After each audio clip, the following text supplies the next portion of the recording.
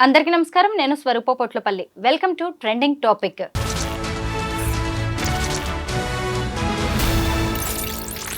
ప్రియుడు మోజులో ముగ్గురు పిల్లల్ని హత్య చేసిన రజిత కేసులో అనేక కొత్త విషయాలు బయటకి వస్తూ ఉన్నాయి. ముఖ్యంగా ఆమె ముగ్గురు పిల్లల్ని ఎలా చంపింది ఒక తల్లి అయి ఉండి అని అందరూ ఇన్ని రోజులు చర్చించుకున్నారు. కానీ మందు కొట్టి మరీ పిల్లల్ని టవల్తో ఆమె చంపినట్టుగా తెలుస్తోంది. అలాగే తన బిడ్డల్ని తాను చంపిన తర్వాత ప్రియుడైన శివకి వీడియో కాల్స్ చేసి మరీ రజిత చూపించినట్టుగా పోలీసుల విచారణలో బయటపడినట్టుగా వార్తలైతే వినిపిస్తున్నాయి. ప్రస్తుతం నాతో పాటు సోషల్ యాక్టివిస్ట్ కృష్ణకుమారి గారు ఉన్నారు. ఆవిడతో మాట్లాడదాం. మేడం నమస్తే. చూసారు కదా, అసలు పాము తన గుడ్లు తానే తింటుంది, తన పిల్లల్ని తానే తింటుంది అని కూడా మనం వింటూ ఉంటాం కదా. ఈ రజిత అనే తల్లి ముగ్గురు పిల్లల్ని ఎలా చంపేసింది అని మనం అందరం కూడా మాట్లాడుకున్నాం.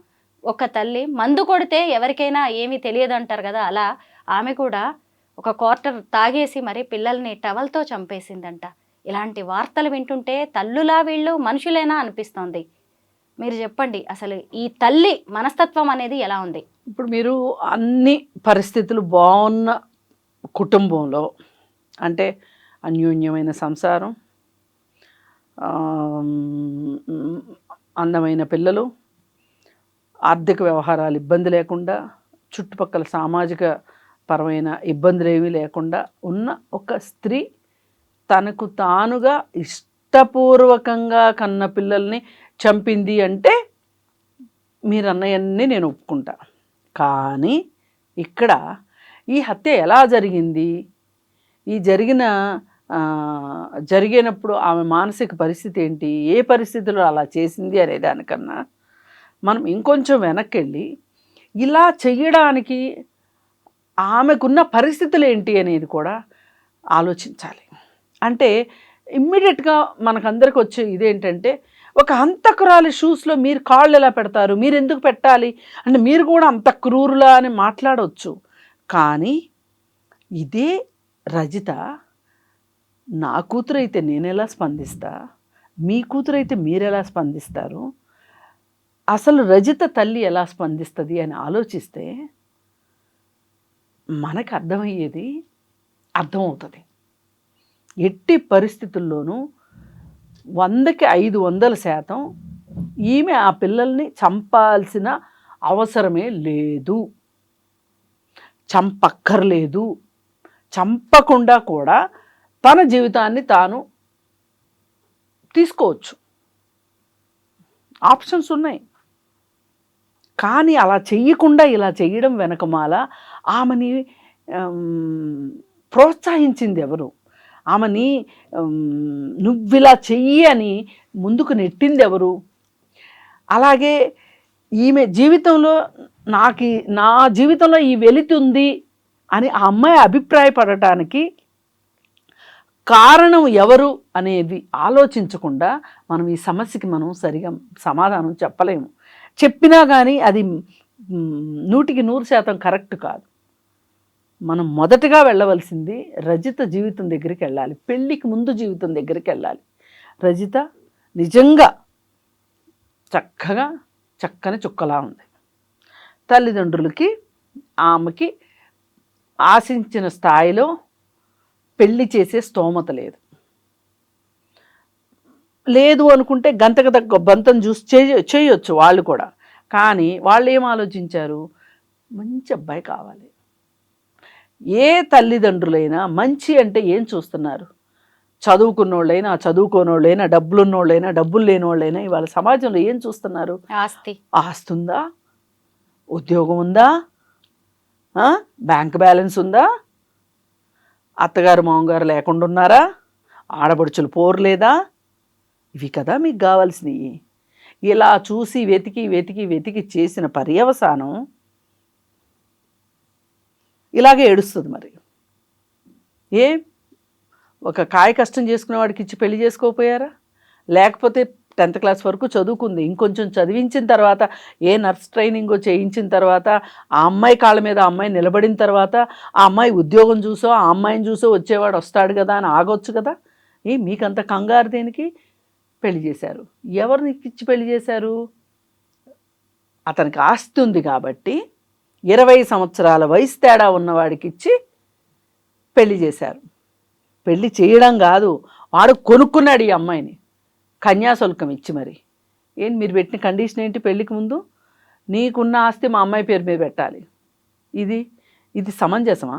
అంటే సాధారణంగా రెండో పెళ్లి వాళ్ళకి ఇచ్చేటప్పుడు ఆమె భద్రత గురించి ఇలాంటివి అసలు ఎవరేమన్నారండి? జాగ్రత్తలు తీసుకుంటారు. రెండో పెళ్లికి ఎందుకు ఇవ్వాలి? అక్కడ ఆస్తి ఉందనే కదా మీరు ఇచ్చింది.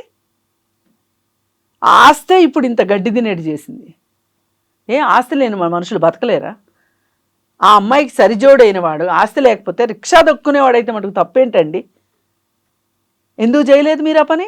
ఆస్తి ఉన్నోడు కావాలి. మీ అమ్మాయి మనోభావాలు ఏంటి? అసలు మన అమ్మాయికి పెళ్ళిడు వచ్చిందా లేదా? మన అమ్మాయి మనసులో ఎవరన్నా ఉన్నారా లేదా? అసలు మన అమ్మాయి మనస్తత్వానికి అతని మనస్తత్వానికి సరిపోతుందా? 20 ఏళ్ళు తేడా అంటే సింపుల్గా మాట్లాడుకుంటే తండ్రి వయసు అండి.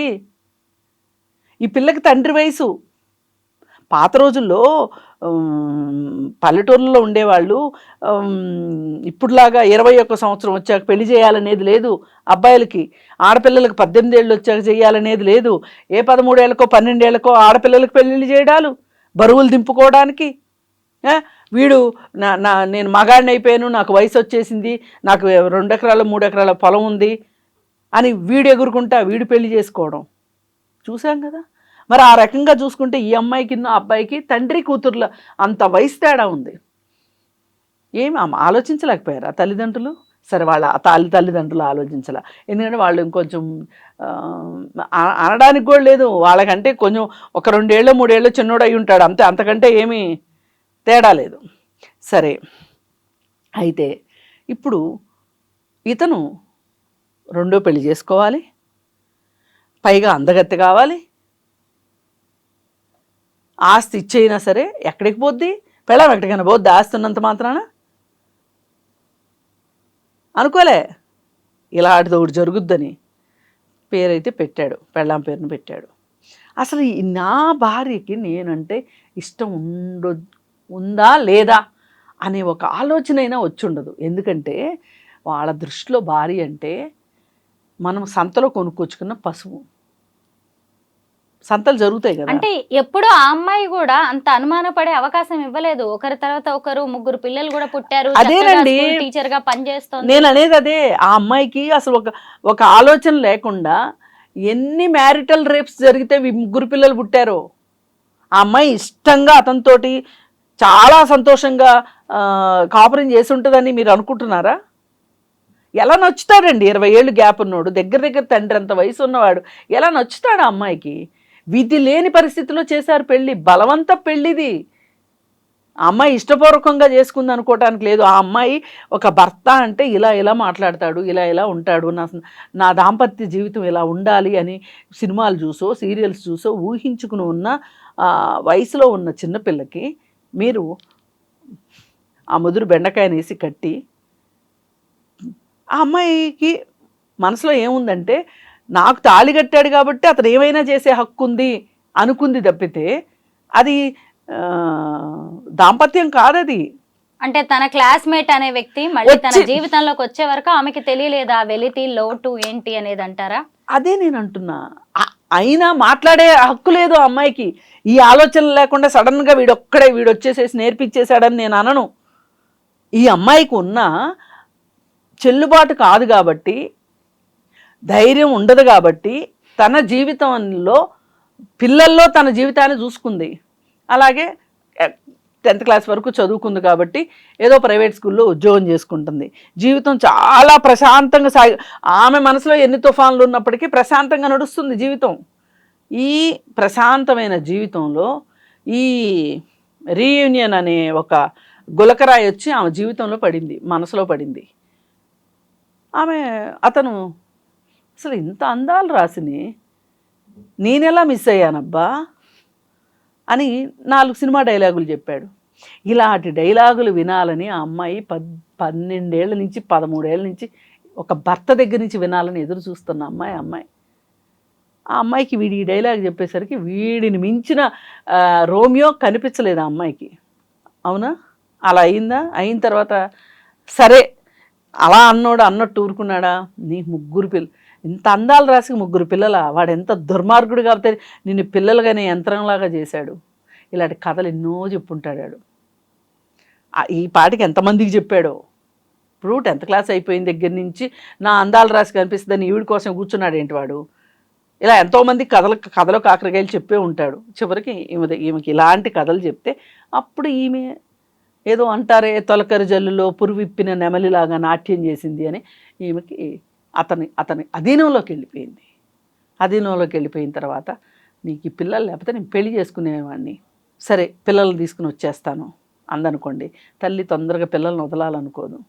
లేదు పిల్లలు వద్దు, పిల్లల్ని ఎక్కడే వదిలే, నువ్వు ఒక్కదాని వచ్చాయి అన్నాడు అనుకోండి, అది కూడా ఒక తీరుగా జరుగుండేది. వాడి ఉద్దేశం ఏంటంటే పిల్లలంటూ బతికుంటే ఈ అమ్మాయి మళ్ళీ మనసు మార్చుకుంటుంది కాబట్టి పిల్లలు అనేవాళ్ళు ఉండకూడదు అని వాడు డిసైడ్ చేశాడండి. స్క్రిప్ట్ మొత్తం వాడిదే, ఈ అమ్మాయి జస్ట్ ఎగ్జిక్యూట్ చేసింది అంతే. తల్లిదండ్రులు ఒక విలన్స్ అయితే ఈ అమ్మాయి పాలిట, భర్త రెండో విలన్ అయితే మూడో విలన్ వీడు. ఇవాళ ఆ అమ్మాయి నడి రోడ్లో కూడా నుంచొని అవకాశం లేకుండా చేసుకుంది ఆ అమ్మాయి జీవితాన్ని. నడి రోడ్లోకి వచ్చి నుంచోమనండి, ఎన్ని రాళ్ళు పడతాయి ఆ అమ్మాయి మీద. మొన్న జైలుకి వెళ్ళి ఉంటుంది కదా, జైల్లో ఎంత పంచాయతీ జరుగుద్దో మీకు తెలుసా? తెలియదు ఎవరికి, బయట వాళ్ళకి. ఇలాంటి పనులు చేసి వచ్చిన వాళ్ళ కోసం అక్కడున్న వాళ్ళంతా ఏదో మదర్ తెరిసాలు అన్నట్లు ఈ వచ్చిన వాళ్ళ మీద పడిపోతారు. నీకేం పోయే కాలం. ఇప్పుడు మనం చేస్తున్న మోరల్ పోలీసింగ్ చూసావా, ఇంతకు మించిన మోరల్ పోలీసింగ్ జరుగుతుంది. మ్యాన్ హ్యాండ్లింగ్ కూడా జరుగుతుంది జైల్లో, తోటి ఖైదీల దగ్గర నుంచి. నరకం అక్కడే స్టార్ట్ అవుతుంది ఆ అమ్మాయికి. అయిపోయిన తర్వాత ఆ అమ్మాయి అనుకోవచ్చు, నేను జైలుకి వెళ్తే అసలు నన్ను ఈ ప్రశ్నలు అడిగేవాళ్ళు లేరు, ఇంట్రాగేషన్ లేదు, ఏమీ లేదు, నేను ఎవరికైనా మొహం ఎట్లా చూపించుకోవాలి అనుకునే అవసరం లేదు నాకు, నన్ను తొందరగా ఊహించలేదు దొరికిపోతాను. అదే ప్రతి నేరస్తుడు దొరుకుతాము అనుకుంటే ఎవ్వరూ నేరాలు చేయరు. ఈ సినిమా ఫ్లాప్ అవుద్ది అంటే ఆస్తులన్నీ పెట్టి ఎవడో సినిమా తీయడు. పెళ్ళైన 3వ రోజే మొగుడు చంపేస్తాడు అంటే ఏ తల్లిదండ్రులు పెళ్లి చేయరు, అనుకోరు కదా. ఎందుకు అనుకుంటారు? అనుకోరు. అని ఇప్పుడు తెలిసి వస్తుంది అమ్మాయికి అసలు జీవితం ఏంటో ఇప్పుడు మొదలైంది అమ్మాయికి. భర్తతో జీవితం మొదలు కాల, ఒక యంత్రంలాగా పిల్లల్ని కన్నది అంతవరకే. వీడు వచ్చిన తర్వాత 4 రోజులు ప్రేమ పాఠాలు చెప్పాడు, ఇదే జీవితం అనుకుంది. ఈ 2 అయిపోయినాయి. అసలు జీవితంలో అసలైన జీవితం ఏంటో ఇప్పుడు నుంచి ఉందా అమ్మాయికి. ఎందుకంటే ఏ నేరం చేసినా ఆడవాళ్ళని చూసే దృష్టి వేరుంటుంది, మగవాళ్ళని చూసే దృష్టి వేరుంటుంది. మగవాడు నేరం చేయనివ్వండి, గొంతు బిసికి పెళ్ళాన్ని చంపేయనివ్వండి, ఆడి గ్రేస్ మార్కులు ఇచ్చేస్తారు. ఎందుకంటే మనము స్టీరియోటైప్లో అయిపోయాం. మగవాడు అన్నాక కొట్టకుండా ఉంటాడా, మొగుడు అన్నాక తన్నకుండా ఉంటాడా, మొగుడు అన్నాక చంపకుండా ఉంటాడా, దీనికి అలవాటు పడ్డాం, మొద్దుబారిపోయాం మనం అందరం. అందుకని వాళ్ళు ఏమైనా చేస్తే మనకేమనిపించదు. ఒక స్త్రీ చేయగానే అమ్మ మొగుడిని చంపడానికి సుఫారీ ఇచ్చిందంట, అమ్మ పిల్లల్ని చంపేసిందంట. ఇలాంటి పనులు మగవాళ్ళు రోజు చేస్తున్నారు. అంటే వాళ్ళు చేస్తున్నారు కాబట్టి వాళ్ళని చేయమని నేను అనట్లేదు. నా ఆవేదన ఏంటి అంటే ఇక్కడ భారత శిక్షా స్మృతి ముందు ఆడవాళ్ళు చేయనివ్వండి, మగవాళ్ళు చేయనివ్వండి, ఎవరు చేసినా ఒక్క ఆత్మరక్షణ కోసం చేస్తే తప్పితే ఒకే శిక్ష ఐపీసీలో. కానీ చట్టం దృష్టిలో అది, సమాజం దృష్టిలో ఇదే 3 పిల్లలు చంపిన వాడిని ఇలాగే మాట్లాడుతున్నారా? కసాయి తల్లి ఎట్లా కన్నది, అసలు నొప్పులు పడిందా పడలేదా, కామంతో కళ్ళు మూసుకుపోయినాయి, ప్రియుడు మోజులో పడిపోయింది. నేనేమంటున్నా, ఎవరి దగ్గరైనా ఇలాంటి వాతావరణం ఉండటం కరెక్ట్ కాదు. స్త్రీకి ఇలాంటి పరిస్థితి ఉండొద్దు, పురుషుడికి ఇలాంటి పరిస్థితి ఉండొద్దు, ఎవరికి ఉండొద్దు. సాధ్యమైనంత వరకు జీవితాల్లో, కుటుంబాల్లో ఒక డెమోక్రటిక్ ధోరణి, అంటే ప్రజాస్వామ్యం. ప్రజాస్వామ్యం అంటే మనకి నచ్చంది చెప్పుకోగలగటం, వాక్ స్వాతంత్ర్యం ఉండటం. ఉందా చాలామంది భార్యలకి వాక్ స్వాతంత్ర్యం ఉందా? మరి అది ప్రజాస్వామ్యబద్ధం ఎట్లా అవుతుంది? అసలు 2 చదువుకున్న అమ్మాయి అబ్బాయి ఉన్నారు, వాళ్ళకి పెళ్ళి అంటే అమ్మాయి తరఫు వాళ్ళు ఎందుకంత పొర్లు గింతలు పెట్టుకుంటూ అల్లుడికి సేవలు చేయాలి? అల్లుడు తాలూకా వాళ్ళని ఎందుకంత మనసులో చాలా కోపం ఉంటుంది, కానీ పైకి మట్టుకు ప్లాస్టిక్ పులుముకుని ఇప్పుడు మీకు చేస్తున్నాం, ఆగండి 4 రోజులు పోయాక మా అమ్మాయి పెత్తనం వచ్చిన తర్వాత మిమ్మల్ని ఇంట్లోనే ఉండనివ్వం, ఓల్డేజ్ హోమ్కి పంపిస్తాము అనుకోకుండా తల్లులు పెళ్ళిళ్ళు చేస్తున్నారు అనుకుంటున్నారు తల్లిదండ్రులు. ఎవరి ప్లానింగ్లు వాళ్ళయ్యే. అందుకే ఈ కుటుంబ వ్యవస్థ ఇలా తయారయ్యింది కాబట్టే, కనీస మానవ విలువలు లేకుండా పోయినాయి కాబట్టి, హింస వద్దు అని అనుకోవట్లేదు కాబట్టి ఈ ఈ వివాహ బంధాలు ఈ విధంగా విచ్ఛిన్నం అవుతున్నాయి.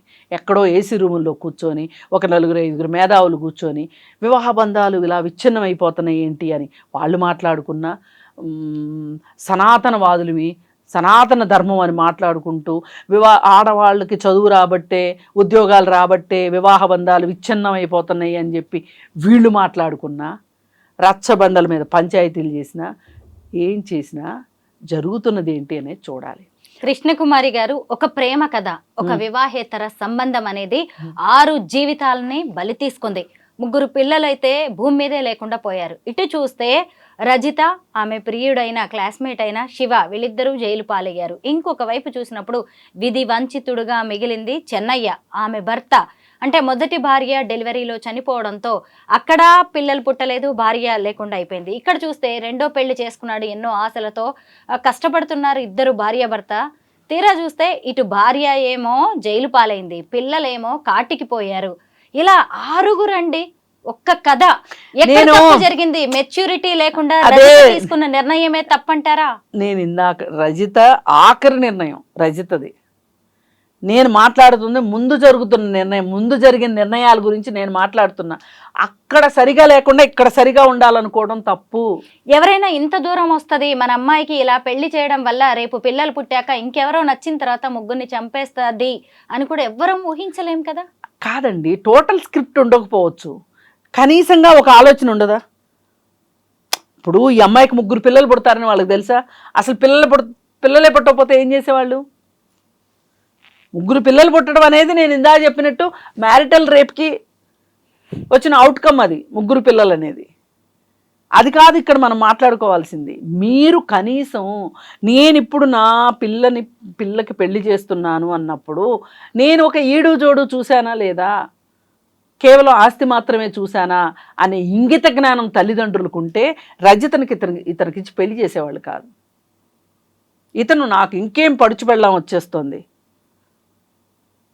చాలా మంది మగవాళ్ళు అలాగే అనుకుంటారు కదా. అదే వైపు వాళ్ళ పిల్లలకి పెళ్లిడు వస్తా ఉంటది, వాళ్ళకి మాత్రం పడుచు పెళ్ళాం కావాలి. అదే నేను అనేది. ఈ ఆలోచనలు మారినంత వరకు సమాజంలో ఇలాంటివి జరుగుతాయి. ఇదేదో జీవితం ప్రపంచం పుట్టిన తర్వాత, భూమి పుట్టిన తర్వాత మొదటిసారి జరిగింది, చివరిసారి జరిగింది అని అనుకుంటే చాలా పొరపాటది. ఇలా జరగటానికి మనమే కారకులం. అది మనం మర్చిపోయి కన్వీనియంట్గా ఎవరో ఒకళ్ళ మీద నేరం మోపేసేసేస్తే, నెట్టేసేస్తే, వాళ్ళ మీదకి రజిత మీదకి నెట్టేసేస్తే అయిపోద్ది అనుకుంటున్నారు. ఎవరైనా ఈజీ టార్గెట్ని, ఎవరైతే ఈజీగా దొరుకుతారో వాళ్ళని టార్గెట్ చేస్తారు, ఎవరు వల్నరబుల్గా ఉంటారో వాళ్ళని టార్గెట్ చేస్తారు. ఇప్పుడు రజిత వల్నరబుల్గా ఉంది. ఆడదాని దగ్గర నుంచి ఏమి ఎక్స్పెక్ట్ చేస్తుంది సొసైటీ? ఆడదాని దగ్గర నుంచి ఎందుకు ఎక్స్పెక్ట్ చేస్తారు? మగాడి దగ్గర నుంచి ఎందుకు ఎక్స్పెక్ట్ చేయరు?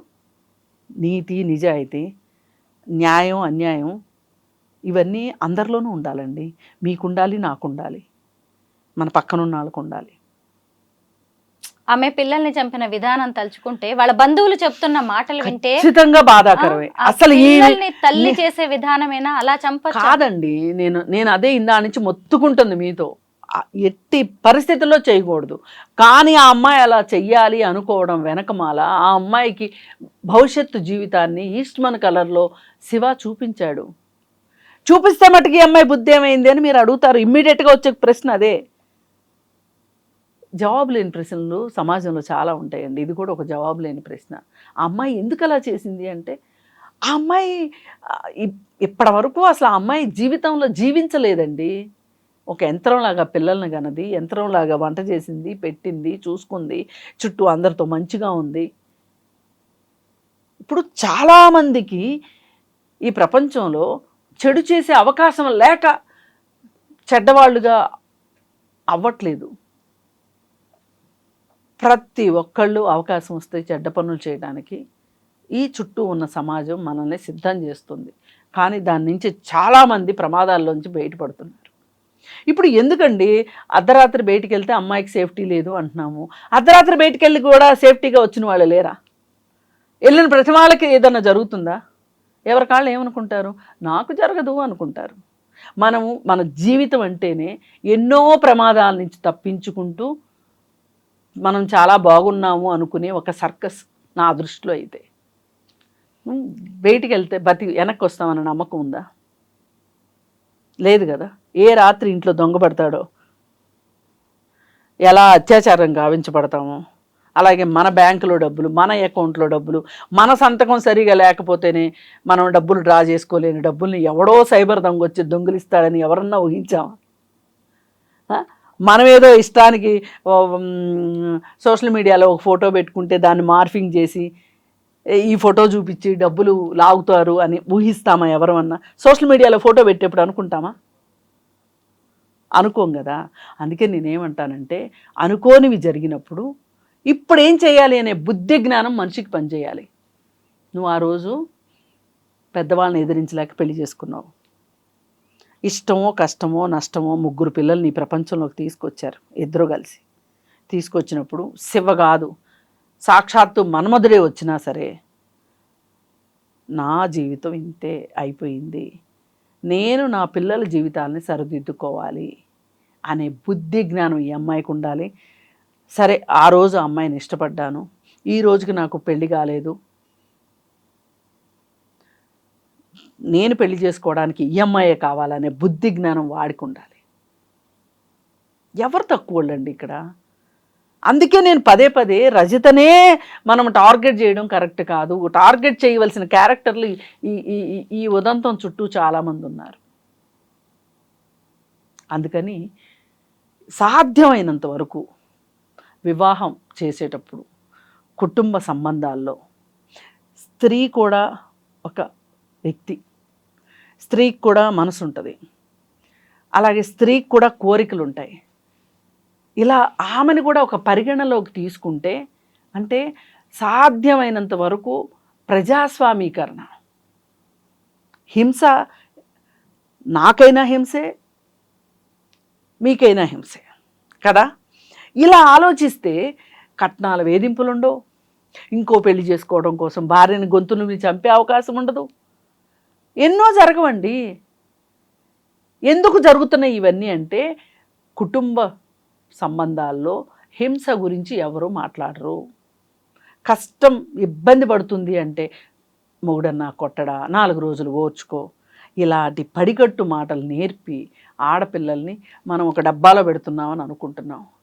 ఏదో ఒక రోజు ఫోర్స్ఫుల్గా డబ్బాలో నుంచి బయటకు వచ్చిన తర్వాత ఇలాంటి దుర్మార్గాలే జరుగుతాయి.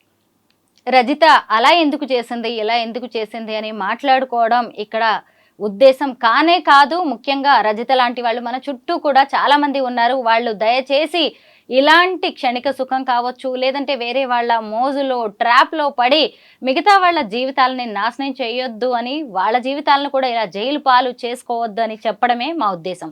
లేదండి, తల్లిదండ్రులు పెళ్లి చేసుకోబోయే వాళ్ళు కూడా ఆలోచించాల్సిన అవసరం ఉంది. అవును, 20 ఏళ్ల వయసు తేడా అనేది కూడా ఇక్కడ మనం గమనించాలి. ఇక మీదటైనా కనీసం తల్లిదండ్రులు తమ బిడ్డలకి పెళ్లి చేసేటప్పుడు ముఖ్యంగా ఆమెకి ఇష్టమా లేదా, ఆస్తి కోసమే చేసుకుంటుందా, ఇంకొక గత్యంతరం లేక చేసుకుంటుందా అనేది కూడా ఆలోచించాలి. ఇటువైపు చూసినప్పుడు ఆ పెళ్లి చేసుకునే వ్యక్తులు కూడా తమకి పడుచు పిల్ల దొరికింది, నా వయసులో సగం వయసు కూడా లేదు, మళ్ళీ పైగా అసలు ఫస్ట్ మ్యారేజ్ అని సంతోషపడ్డం కాదు, భవిష్యత్తులో దీని పరిణామాలు ఎలా ఉంటాయి, ఆ అమ్మాయికి సరైన వయసు వచ్చేసరికి మీ వయసు ఎంత అనేది కూడా ఇప్పుడే ఆలోచించి నిర్ణయాలు తీసుకోవడం చాలా మంచిది. Thank you so much Krishna Kumari గారు.